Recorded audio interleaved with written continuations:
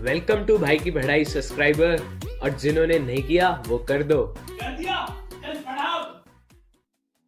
उम्मीद करता हूँ तुम सभी को अपने बड़े भाई या बहन की बुक्स मिल गई होंगी, और जिन्हें नहीं मिली उन्होंने सीनियर्स के साथ कोई ना कोई जुगाड़ बैठा लिया होगा। वैसे आजकल तो सेकंड हैंड बुक्स नसीब वालों को मिलती है। मैंने जो बुक्स ली थी वो तो सिक्स्थ हैंड थी, लेकिन इन बुक्स का एक फायदा है, सारी की सारी इंपॉर्टेंट चीजें पहले से ही मार्क हो रखी होती है और सारे आंसर्स भी पहले से ही लिखे हुए मिल जाते हैं, है कि नहीं? चलो तो फिर शुरू करते हैं। फिजिक्स का पहला चैप्टर, मोशन। इसमें हम लूज मोशन के बारे में पढ़ेंगे और तुम्हारे सारे प्रैक्टिकल स्कूल के टॉयलेट में होंगे। अरे मजाक कर रहा हूं। मोशन का मतलब है जब कोई चीज मूव होती है या अपनी जगह से हिलती रहती है, तो उस ऑब्जेक्ट को हम कहेंगे कि ये ऑब्जेक्ट मोशन में है। और जिस जगह से हम ये सब देखते हैं उस रेफरेंस पॉइंट को हम ओरिजिन कहते हैं। दोस्तों, तुम सबको पता तो होगा ही कि डिस्टेंस क्या होता है ना? हाँ, डिस्टेंस एक पाथ की लेंथ होती है, यानी डिस्टेंस से हमें पता चलता है कि हम कितना लंबा चले या कोई चीज हमसे कितनी दूर है। और डिस्टेंस की एसआई यूनिट होती है मीटर। वैसे तो हम डिस्टेंस को सेंटीमीटर, किलोमीटर में भी मेजर करते हैं, लेकिन उसकी एसआई यूनिट मीटर होती है।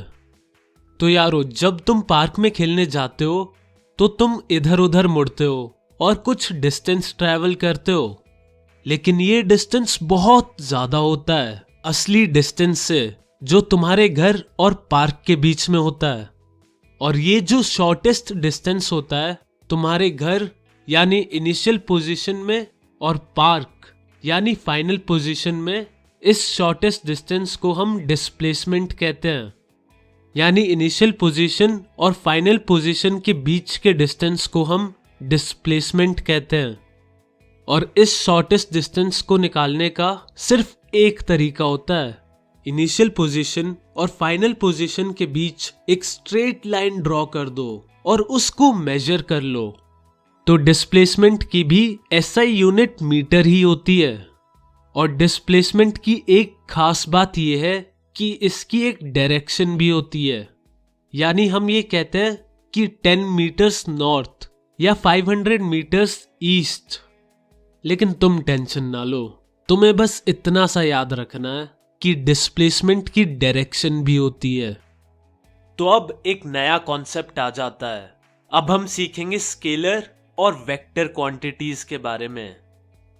स्केलर क्वांटिटीज वो होती है जिनके पास सिर्फ एक वैल्यू यानी मैग्नीट्यूड होता है, लेकिन कोई डायरेक्शन नहीं। इसके एग्जाम्पल है डिस्टेंस, स्पीड, मास एटसेट्रा। वहीं वेक्टर वो क्वांटिटीज होती है जिनके पास मैग्नीट्यूड के साथ एक डायरेक्शन भी होता है।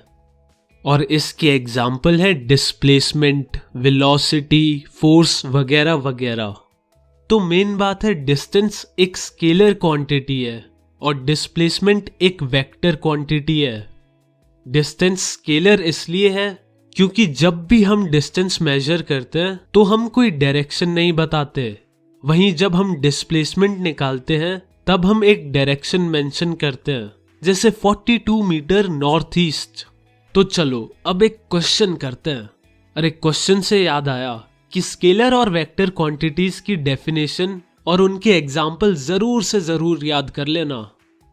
चलो फिर क्वेश्चन नंबर 1 पे। मान लो एक सर्कुलर ट्रैक है जिस पे लोग दौड़ते हैं और उसका रेडियस है 50 मीटर, और अपना गोगी 2 मिनट में पूरा सर्कल कंप्लीट कर देता है। तो तुम लोग मुझे बताओ कि अपना गोगी 6 मिनट में कितना डिस्टेंस कवर करेगा, और 6 मिनट बाद उसकी डिस्प्लेसमेंट कितनी होगी? करो भैया करो। अरे वाह, पेन ही नहीं है। शाबाश, जाओ भाग के पेन लाओ और जल्दी से आंसर बता दो।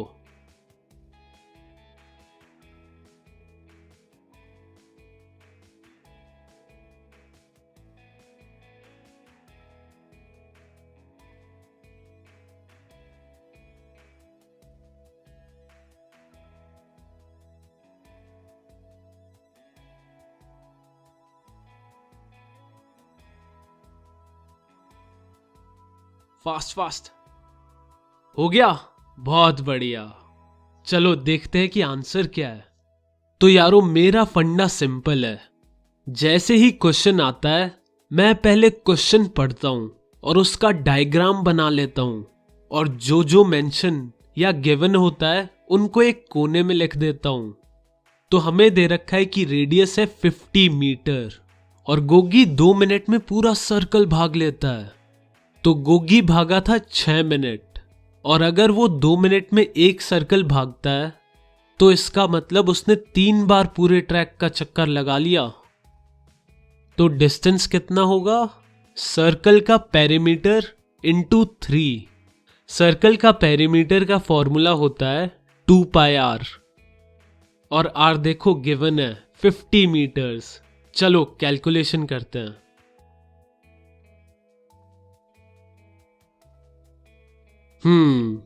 आंसर आया है गोगी 300 पाई मीटर्स भागा, और अगर पाई की वैल्यू रख दो 3.14 तो हमारा आंसर आ जाएगा गोगी ने 942 मीटर्स का डिस्टेंस कवर किया है। उम्मीद करता हूं सबका सही सही आंसर आ गया होगा। चलो अब आते हैं क्वेश्चन के सेकंड पार्ट पे, यानी डिस्प्लेसमेंट। तो डिस्प्लेसमेंट क्या होता है? Shortest distance between initial position and final position. यहां पर इनिशियल पोजीशन ये है, और जब गोगी 3 चक्कर काटता है तो फाइनली 6 मिनट बाद वो वहीं आ जाता है जहां से उसने स्टार्ट किया था, और ये उसकी फाइनल पोजीशन है। अब तुम मुझे बताओ कि इनिशियल पोजीशन और फाइनल पोजीशन के बीच का डिस्टेंस कितना है? बिल्कुल सही, 0। यानी डिस्प्लेसमेंट हुई 0 मीटर्स। इससे हमें पता चलता है कि डिस्प्लेसमेंट 0 मीटर्स भी हो सकती है। और एक फैक्ट की बात बता दूं, डिस्प्लेसमेंट हमेशा डिस्टेंस से कम ही होगा, कभी ज्यादा नहीं हो सकता। बराबर भी हो सकता है, और वो तभी होगा जब कोई स्ट्रेट लाइन में चले, यानी उसी शॉर्टेस्ट रूट पे ही चले। चलो अब रिवाइज करते हैं कि डिस्टेंस और डिस्प्लेसमेंट में क्या क्या फर्क है। डिस्टेंस होता है total length of the path covered by an object between initial and final position, और दूसरी तरफ डिस्प्लेसमेंट यानी the shortest distance between the initial and final position of an object. Distance scalar quantity है और displacement एक vector quantity है। Distance कभी 0 नहीं हो सकता, डिस्प्लेसमेंट 0 हो सकता है। तो चलो एक लास्ट क्वेश्चन और कर लेते हैं। सब कुछ सेम है, बस इस बार गोगी 6 मिनट की जगह 5 मिनट भागता है। तो डिस्टेंस और डिस्प्लेसमेंट कितना होगा, निकालो।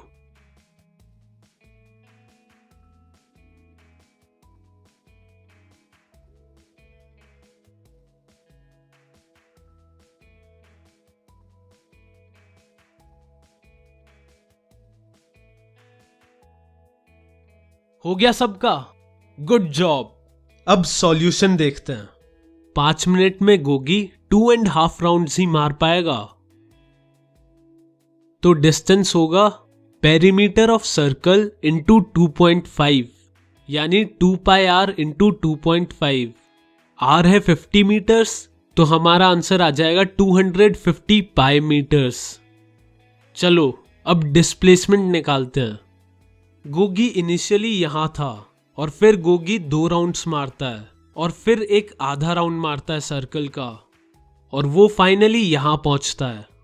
तो फाइनल और इनिशियल पोजीशन के बीच का शॉर्टेस्ट डिस्टेंस ये होगा, और ये सर्कल के डायामीटर के बराबर है, और डायामीटर होता है radius into 2। 50 into 2 equals to 100 metre. तो डिस्प्लेसमेंट हो जाएगी 100 मीटर्स। और अगर तुम्हें डायरेक्शन भी दी जाए तो वो भी बता देना। चलो अब लेते हैं एक छोटा सा ब्रेक, तब तक तुम थोड़े से और क्वेश्चन करो, और फिर हम मिलेंगे अगले एपिसोड में।